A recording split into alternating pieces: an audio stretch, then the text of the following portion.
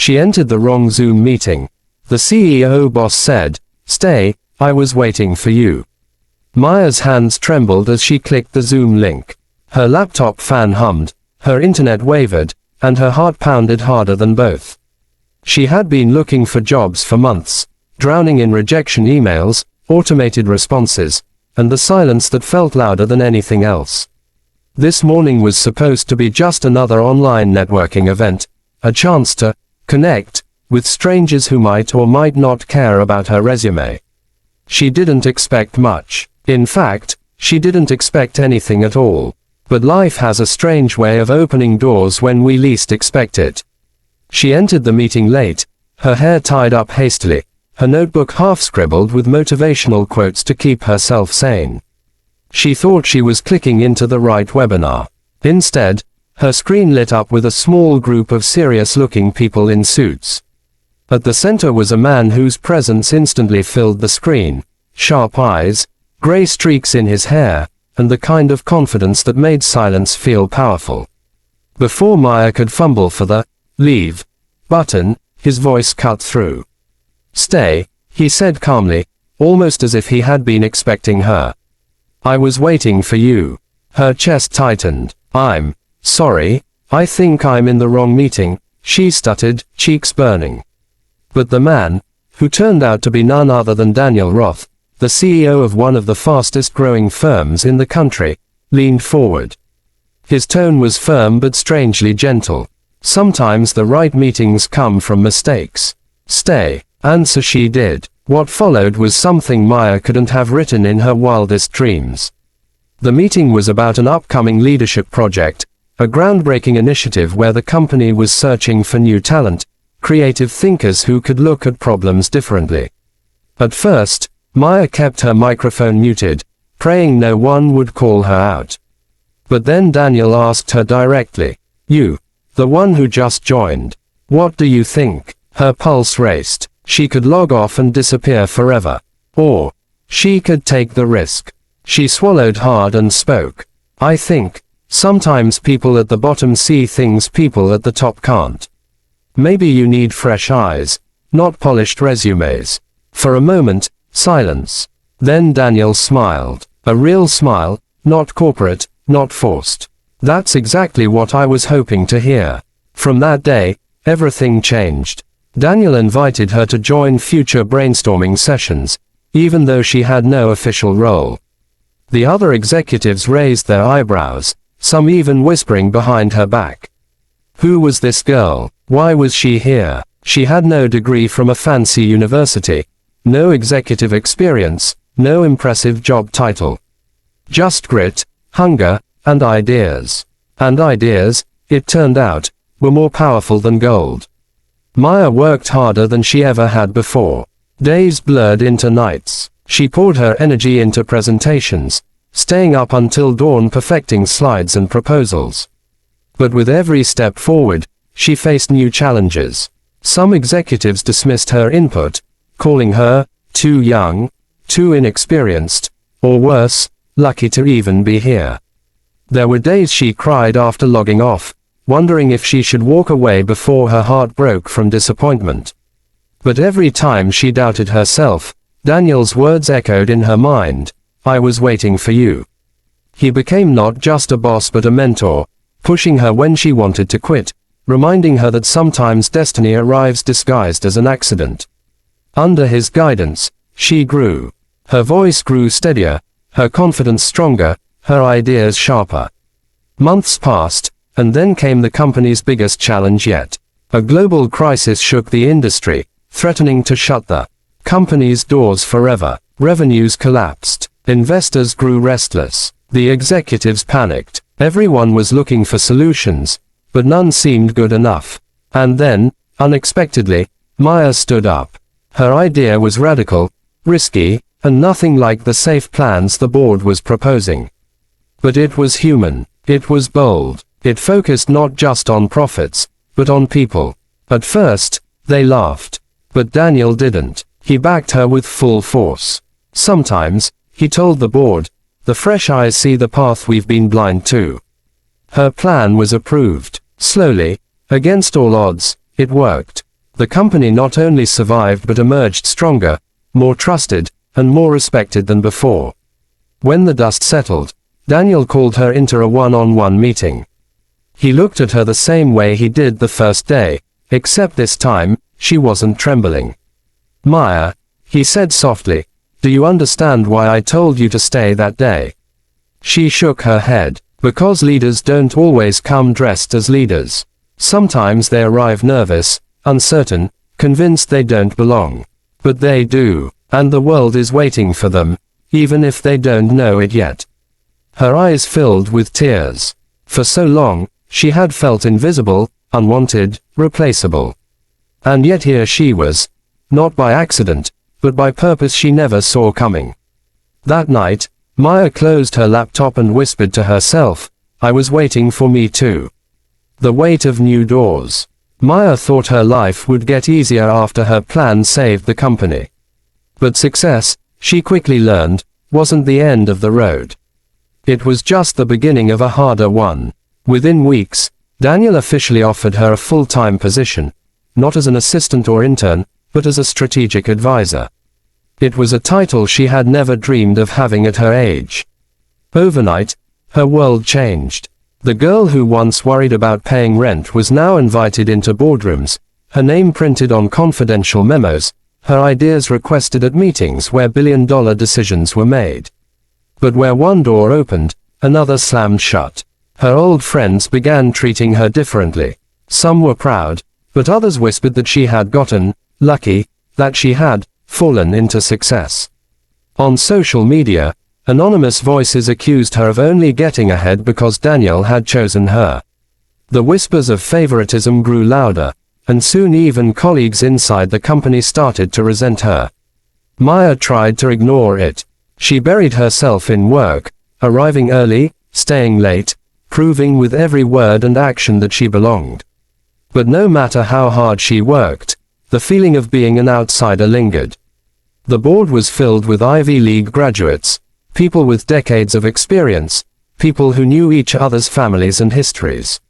She was the stranger who had slipped in by accident. One evening after a grueling 10-hour meeting, Maya sat alone in the office cafeteria, her untouched coffee growing cold.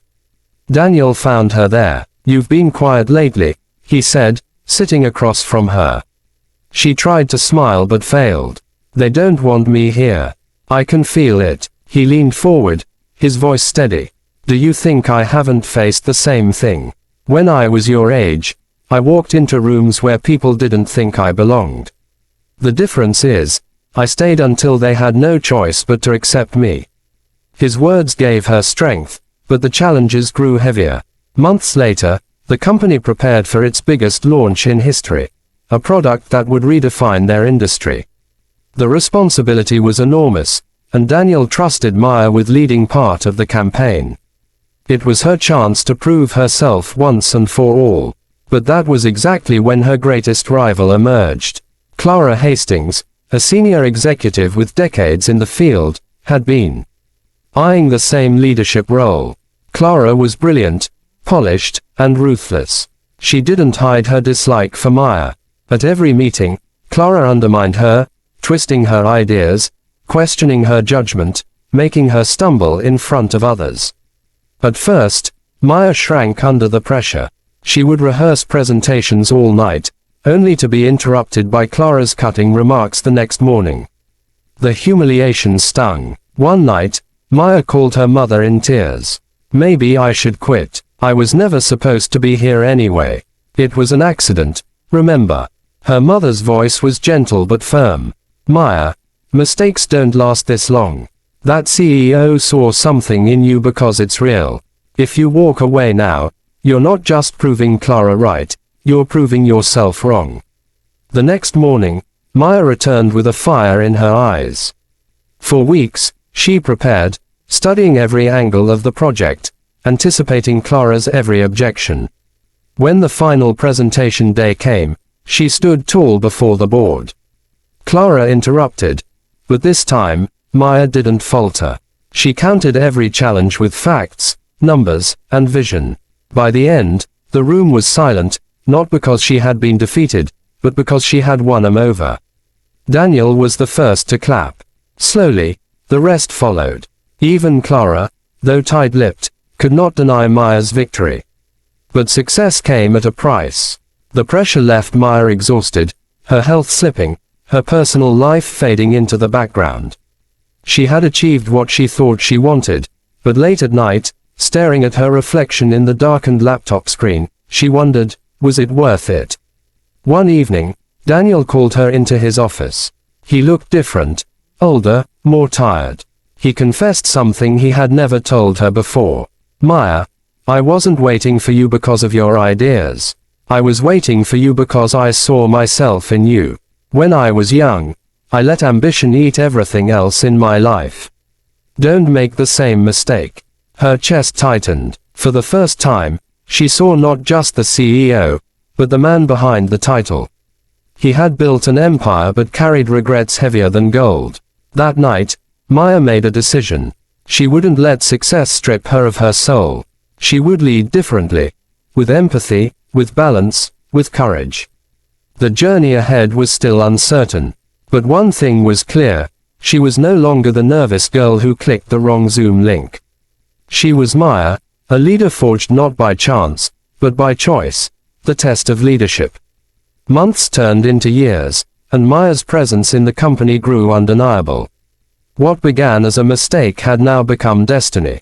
People who once doubted her now listened when she spoke. But acceptance came slowly, and respect had to be earned one battle at a time. Daniel, though still sharp and commanding, began to show signs of fatigue. The company had been his life for decades, but time has a way of reminding even the strongest leaders that nothing lasts forever. Quietly, he started preparing Maya for something she could hardly comprehend. The possibility of one day stepping into his shoes. The thought terrified her. She had entered the company by accident. How could she ever imagine leading it? But Daniel saw what she couldn't. You think leadership is about titles and power, he told her one evening after a long meeting. It's not. It's about carrying the weight when no one else will. And you've been carrying it since the day you walked into the wrong meeting. Yet not everyone shared his vision. Clara, still a formidable force, wasn't finished with her. Others on the board also resisted the idea of someone so young, someone with no elite background, taking over. To them, Maya was a risk. And risks, in their world, were dangerous. The breaking point came when the company faced its greatest crisis yet. A scandal erupted, one that threatened to destroy everything Daniel had built.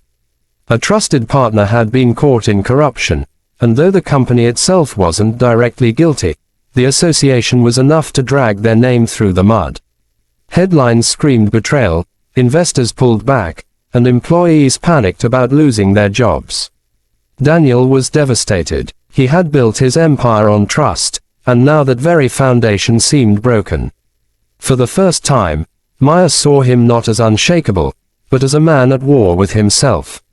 The board convened an emergency session. Voices clashed, fingers pointed, blame was thrown across the table. Daniel sat in silence, his head bowed. Then, unexpectedly, he looked at Maya. What do you think? Her stomach tightened. Every eye turned toward her. She wasn't sure she was ready, but she knew this was the moment Daniel had been preparing her for. She stood, her voice trembling at first but growing steadier with every word.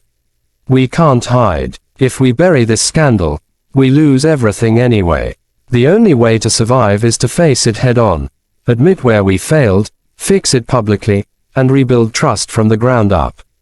People don't forgive perfection, they forgive honesty. The board erupted in arguments. Some called her naive, others too reckless. But Daniel's eyes didn't leave her. When the noise died down, he spoke. She's right, and that was the turning point. Under Maya's guidance, the company launched a bold campaign of transparency. They opened their books, cut ties with corrupt partners, and even invited independent investigators to hold them accountable. The risk was enormous. The public could have rejected them entirely. But instead, the opposite happened.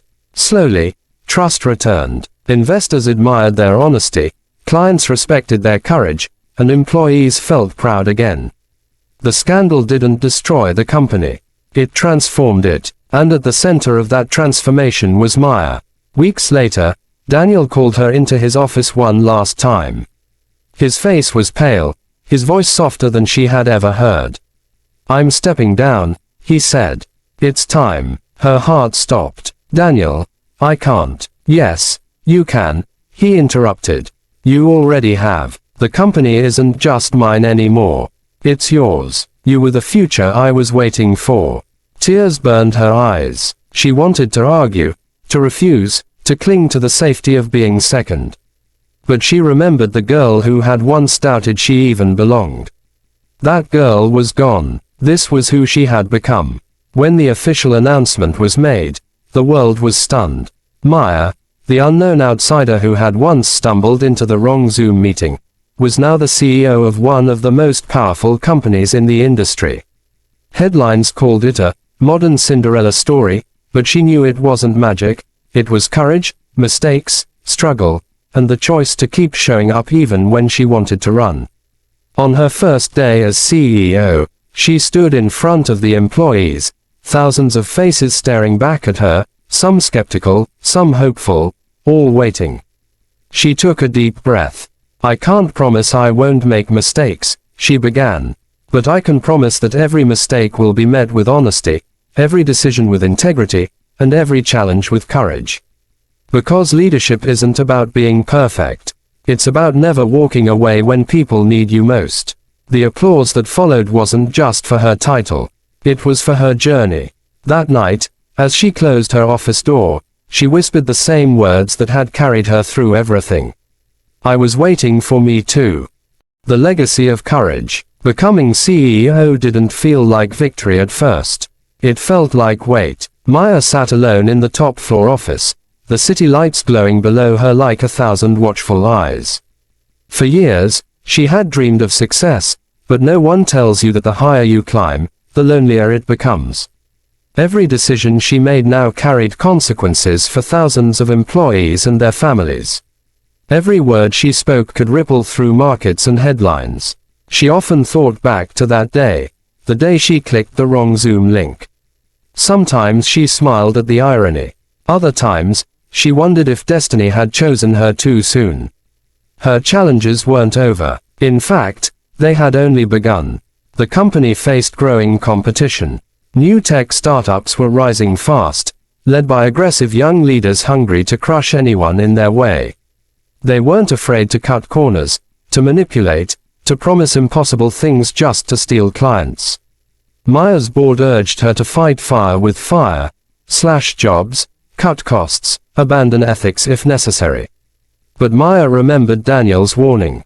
Don't let ambition eat everything else in your life. She refused to sacrifice her people for numbers on a chart. Instead, she doubled down on innovation, creating programs that empowered employees rather than discarded them. She launched mentorship initiatives for young talent, invested in sustainable projects, and built partnerships that valued long-term trust over quick wins. At first, it seemed like she had made a fatal mistake. Profits dipped. Critics called her too soft, too idealistic. Newspapers ran headlines. "Is the young CEO in over her head?" Whispers returned, just like in the beginning. But Maya didn't back down. She remembered the girl who once wanted to quit after Clara humiliated her. That girl had learned to fight. And now, she would fight again, not just for herself, but for everyone who believed in her. Months later, the payoff came. Clients who had left for competitors returned, realizing those flashy promises were empty. Investors who once doubted her saw the strength of her vision. And her employees, loyal to her core, became the company's greatest force, working harder than ever because they knew their leader cared for them. But leadership wasn't just about the company. It was about the people closest to her. Maya's mother grew ill during those years, and the weight of balancing her role as CEO with caring for family tested her heart. Many nights, she left the office late and drove straight to the hospital, sitting at her mother's bedside until dawn. Exhaustion nearly broke her. There were moments she thought of stepping down, of choosing family over responsibility. But one night, As she tucked a blanket around her mother, the older woman held her hand and whispered, "Don't stop. I raised you to be strong not for yourself, but for others. Go lead, Maya. I'll be fine as long as I know you're living your purpose." Those words carried her through the darkest nights. Years passed. The company flourished. The once accidental girl became known as the CEO who led with humanity. Her story spread far beyond the business world, inspiring young dreamers, women, and anyone who ever felt they didn't belong. And then, one day, Maya was invited to deliver a keynote speech at an international summit. Thousands of leaders, innovators, and visionaries filled the room, waiting to hear her words. She stood at the podium, her heart steady. "I never planned to be here," she began. "In fact, I got here by mistake. I clicked the wrong link. But what I've learned is that mistakes aren't always wrong turns. Sometimes the doors. And when a door opens, you don't have to be ready. You just have to be willing to walk through it. Leadership isn't about being fearless. I was afraid every step of the way. It isn't about being perfect. I've made more mistakes than I can count. Leadership is about choosing to stay, even when the world tells you to leave. It's about believing in people, even when numbers say you shouldn't. It's about fighting not to be the smartest in the room, but the most human." The crowd rose to their feet in thunderous applause. As she stepped away from the podium, Maya thought of Daniel, her mother, the rivalries, the tears, the nights she wanted to give up. She thought of the girl who once doubted she belonged in any room at all. And she whispered again, not just for herself but for everyone listening to her story, "I was waiting for me too." Beyond the boardroom, Maya thought leadership ended at the company walls.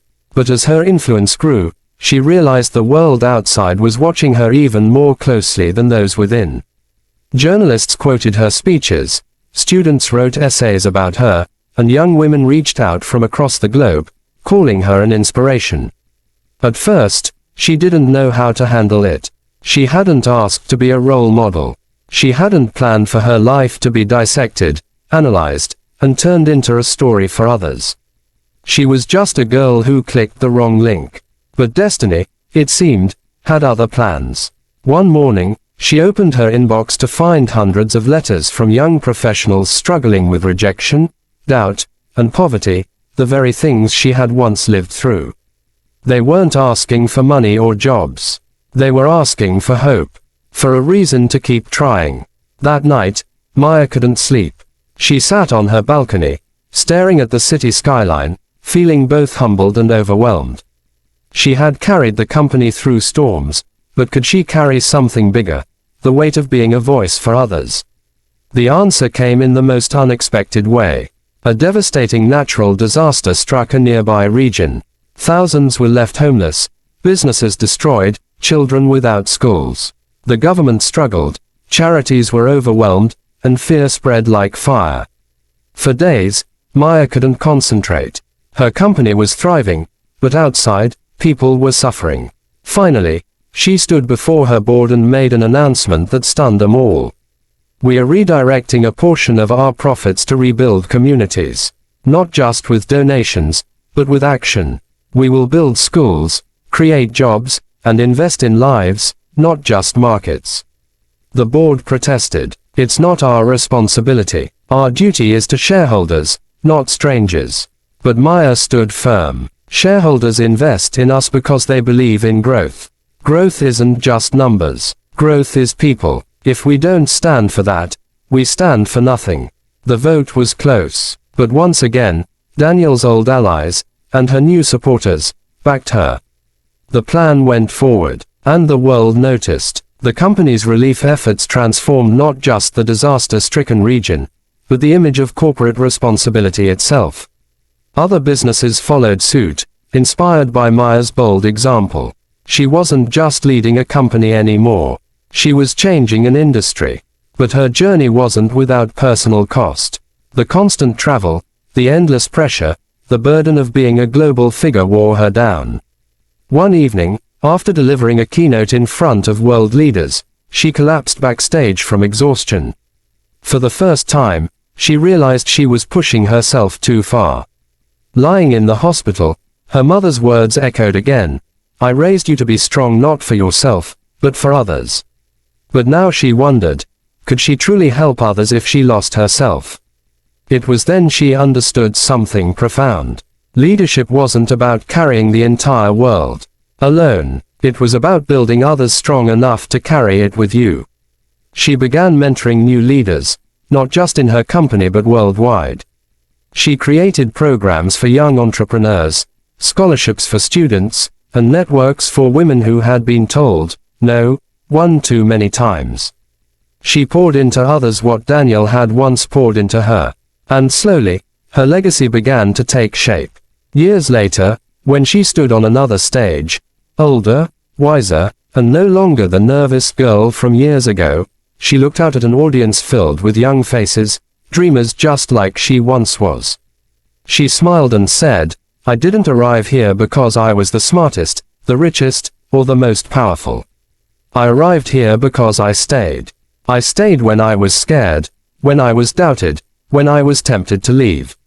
And that's what I ask of you, stay. Because somewhere, the world is waiting for you. The applause was thunderous, but in her heart, she wasn't thinking of the noise, the lights, or the fame.